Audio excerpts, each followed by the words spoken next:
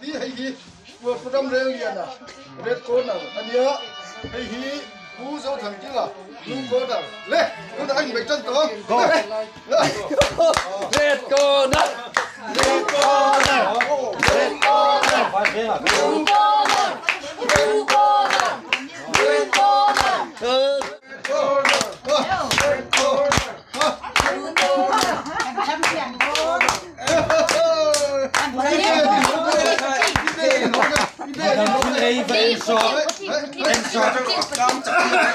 thế là huy trần nói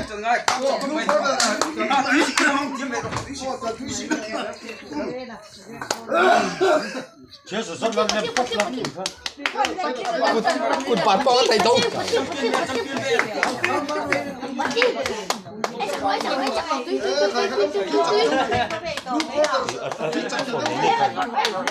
นู่นน่ะ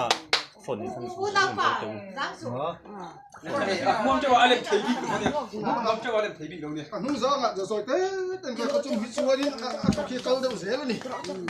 thế rồi chẳng nào đấy tổng có thế rồi anh chồng nào đấy tối nè thì ngài khai giải trẻ con nhau trăng rõ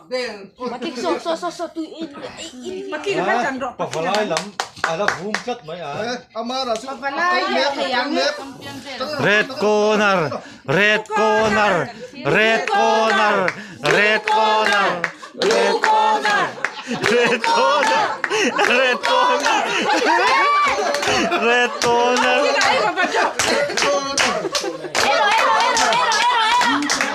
กรมช่างป้าจังโรก็กรมช่างป้าจังโร mà kịch cái đấy sao chết mà kịch cái đó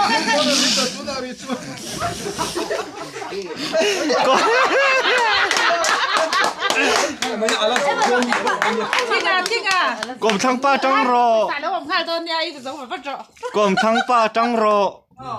ตุย mà kịch chết rồi ba rồi chứ ngà ba rồi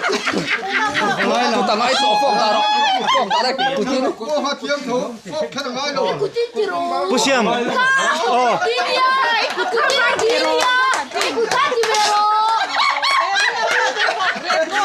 ผู้เชี่ยมเรดก็นักเล่าจันพุยเตะ một con nóiจะkháng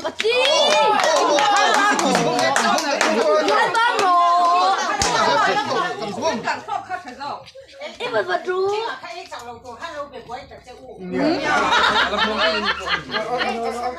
bar vật vật đa thì ngà